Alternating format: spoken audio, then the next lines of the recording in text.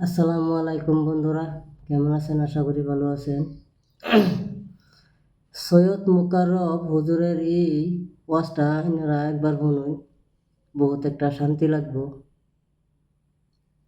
ওয়াজটা শুনুন।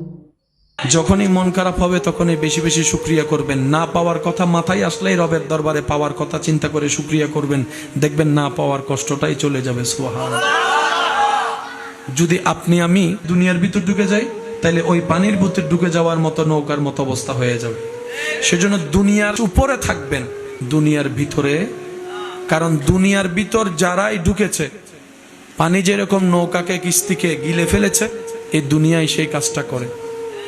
দুনিয়া তাদের পিছনে ঘোরে যারা রবের সন্তুষ্টির পিছনে ঘোরে। সুবহানাল্লাহ। আল্লাহ তাআলা আমাদের সবাইকে নেক আমলের জিন্দেগি করার তৌফিক দান।